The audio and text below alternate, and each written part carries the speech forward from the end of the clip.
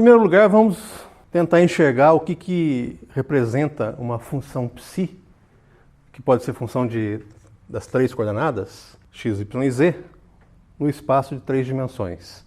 Quando você tem uma equação do tipo, por exemplo, psi igual a x2 mais y2 mais z2. Isso representa uma família de superfícies de mesmo aspecto, superfícies semelhantes. Em si, x2 mais y2 mais z2 não representa nenhuma superfície.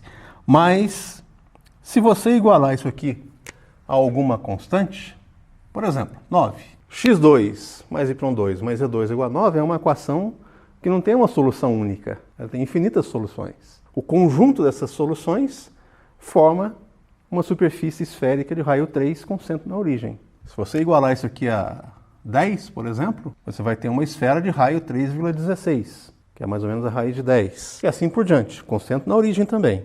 Então são superfícies semelhantes que você pode variar entre elas apenas variando uma constante aqui. Então, dessa maneira, se você tem uma equação do tipo psi, seja ela de x, y, z, ou de r, θ, φ, ou o que for, igual a uma constante psi0, isso sim representa uma superfície no espaço. Mesmo que nem todas as três variáveis compareçam aqui na equação. Por exemplo, x2 mais y2 igual a 9, se não tivesse o z nessa equação, isso representa a superfície lateral de um cilindro infinito de raio 3, cujo eixo é o eixo z. Qualquer ponto desse cilindro, o x dele ao quadrado mais o y dele ao quadrado dá 9, independente do valor de z. Isso porque eu estou trabalhando num espaço de 3 dimensões. Se eu estivesse trabalhando em 2 dimensões só, aquilo obviamente não seria uma superfície, seria uma curva, uma circunferência de raio 3. Tá? Mas nós sempre vamos trabalhar no espaço de 3 dimensões. Qual é o significado do gradiente? Para entender o significado do gradiente de uma função escalar desse tipo aqui, então eu vou considerar o seguinte. Imagina que eu tenho uma superfície psi igual a um psi0. Por exemplo, vou desenhar aqui uma parte dessa superfície, qualquer, né? A superfície é caracterizada então pela equação psi igual a psi0. Vamos pensar numa superfície com uma constante um pouquinho diferente. Ao invés de psi0, um psi0 mais um delta psi. Esse delta psi, claro que eu vou fazer tender a um valor muito pequeno daqui a pouco. Vai ser um d psi, mas por enquanto vamos deixar delta mesmo. Como as superfícies são semelhantes, eu vou ter algo parecido com isso aqui. Uma superfície parecida, próxima a ela, cuja constante ao invés de psi0 vai ser psi0 mais um delta psi.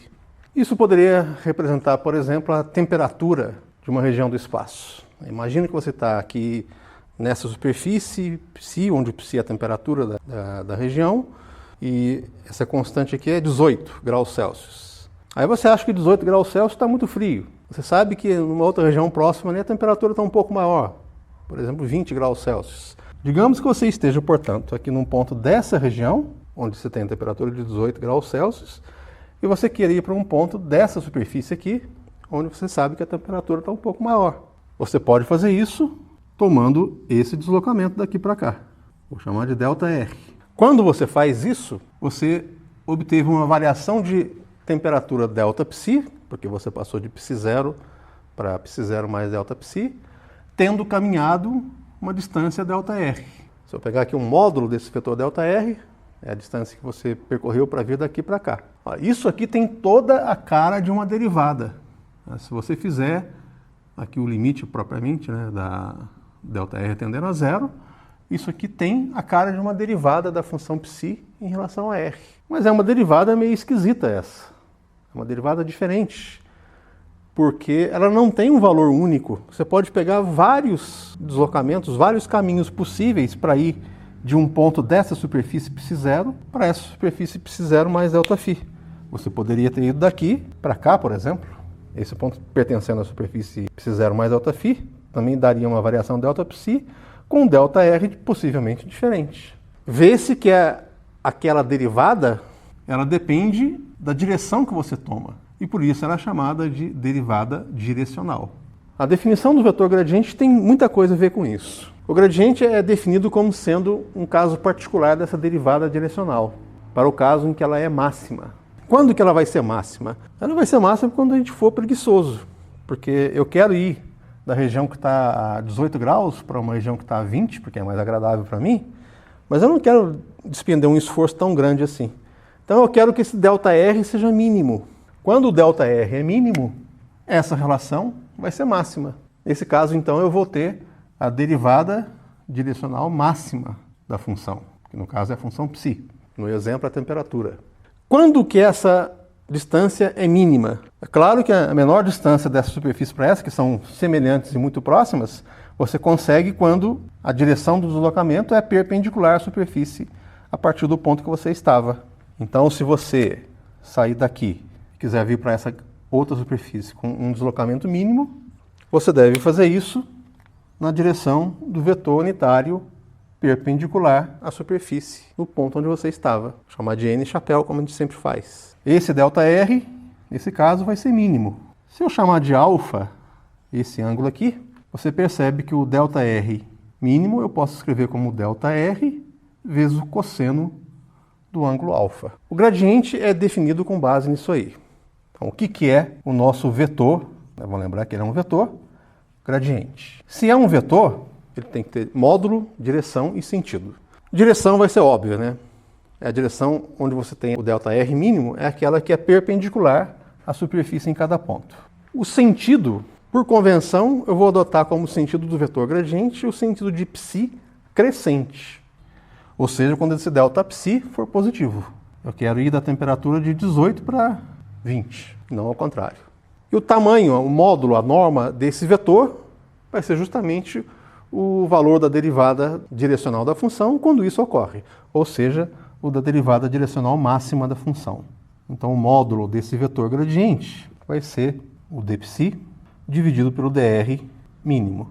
E como nós vimos, é o dψ dividido pelo dr cosseno alfa. Aqui eu já fiz o limite quando o Δψ tende para um diferencial. Dessa expressão aqui eu posso escrever o seguinte: a variação da função ψ de uma superfície para outra vai ser, eu vou representar por nabla ψ, esse gradiente. O módulo do gradiente é isso aqui. O dψ vai ser o módulo do gradiente vezes dr vezes cosseno de alfa, que seria o dr mínimo, né? Mas vejam que, sendo o gradiente na direção do vetor unitário normal, esse alfa que está lá é justamente o ângulo entre a normal, e portanto o gradiente, e o vetor dr. Isso, então, eu posso escrever como sendo o produto interno, o produto escalar entre o vetor gradiente de ψ e o vetor dr. Na verdade, essa expressão aqui já diz tudo para a gente. Eu posso considerá-la como sendo a definição do vetor gradiente de ψ. Ela serve, inclusive, para nós determinarmos a expressão do gradiente em qualquer sistema de coordenadas. Digamos que você esteja trabalhando em coordenadas cartesianas. Eu vou mostrar para vocês como é que nós obtivemos aquela expressão anterior.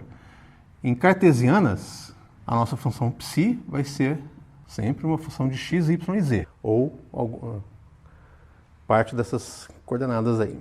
Portanto, dψ, a diferencial de ψ, isso aqui é uma função de 3 variáveis. A diferencial dessa função a gente obtém com as derivadas parciais da função em relação a cada variável, Δψ ΔX, vezes a diferencial da variável x, idem para as outras, Δψ ΔY, vezes a variável, a diferencial dy, mais Δψ ΔZ, vezes a diferencial de z. dr é um vetor que já é nosso velho conhecido. Em cartesianas, é dx chapéu, mais dy chapéu, mais dz chapéu. E o gradiente de ψ? O gradiente de ψ eu não sei, é esse que eu quero saber. Qual que é a expressão dele?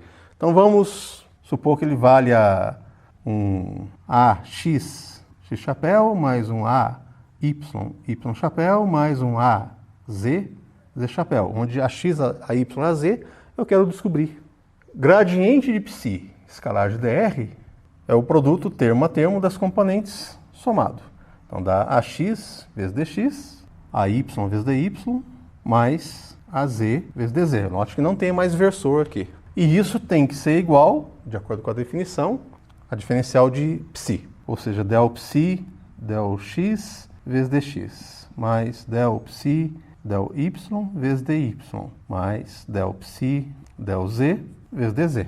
Embora isso não seja uma identidade vetorial, lembre-se que as variáveis x, y e z, elas são independentes entre si.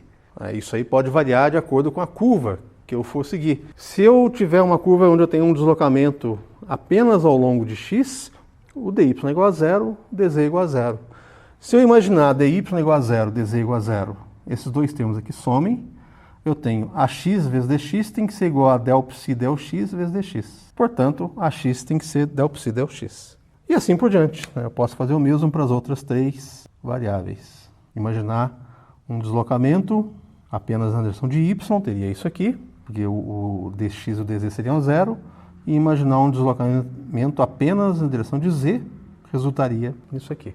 Então, quem é o vetor gradiente psi em coordenadas cartesianas? É exatamente aquilo que eu tinha mostrado para vocês. Del psi, del x, na direção de x chapéu, etc.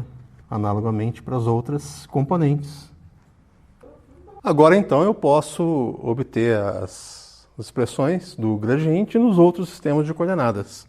Em coordenadas cilíndricas, a nossa função psi vai ser uma função de ρ, de φ e de z. Portanto, o dψ, a diferencial de psi, vai ser a derivada parcial de φ em relação a ρ, vezes dρ, mais a derivada parcial de φ em relação a φ, vezes dφ, mais a derivada parcial de psi em relação a z, vezes dz. Digamos que o nosso vetor gradiente, psi, eu quero esse gradiente em coordenadas cilíndricas, certo?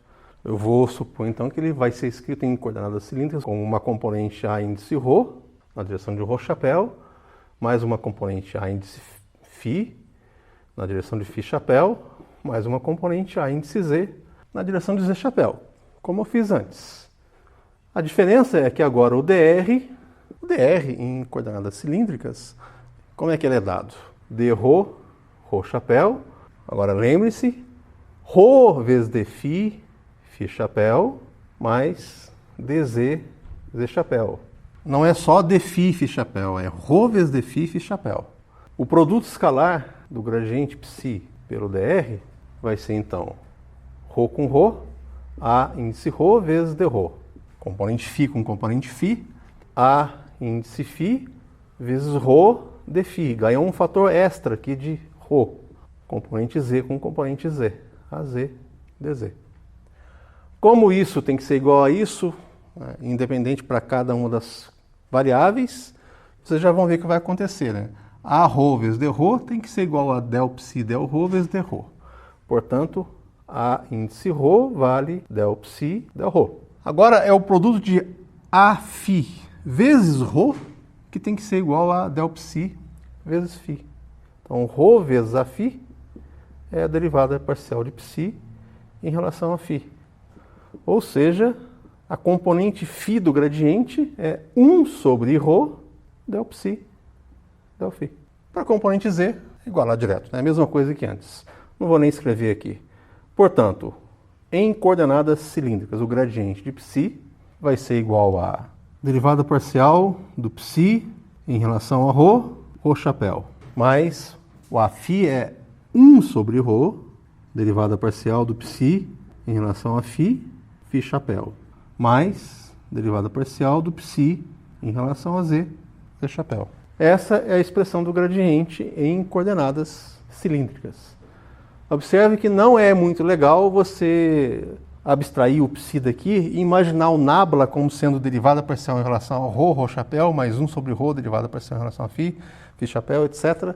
Porque se você aplicar esse nabla escalarmente ou vetorialmente a um outro vetor, não vai dar a expressão correta do divergente do rotacional em coordenadas cilíndricas ou mesmo esféricas. Como eu disse na aula passada, isso só funciona para coordenadas cartesianas. Vamos ver como é que ficaria a expressão do gradiente em coordenadas esféricas. Quase a mesma coisa.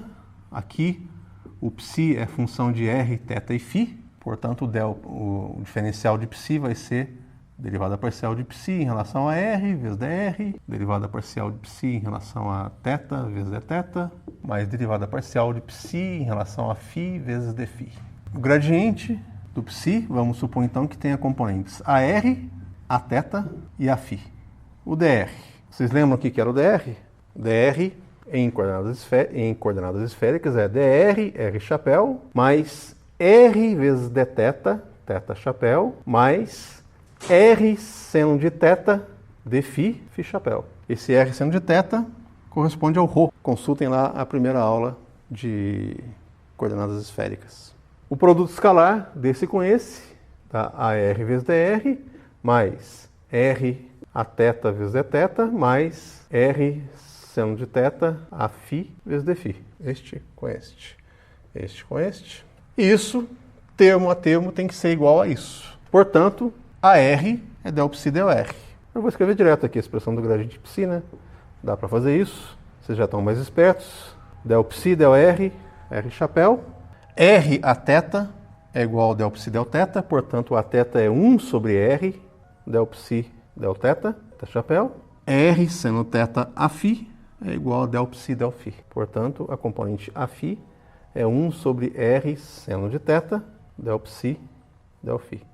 Direção φ chapéu. Isso é a expressão do gradiente psi em coordenadas esféricas. Vocês não precisam decorar essas expressões. A única coisa que vocês precisam saber é que não é a generalização direta, a transposição pura e simples de símbolos das expressões que vocês têm lá em cartesianas. Tem que saber que é diferente. Não precisa decorar. Isso tem no formulário, vocês podem consultar a hora que quiser. Tem no formulário que eu distribuí para vocês, está lá no site, Form Calc Vet, Fórmulas do Cálculo Vetorial, na última página, e tem nos formulários de prova também.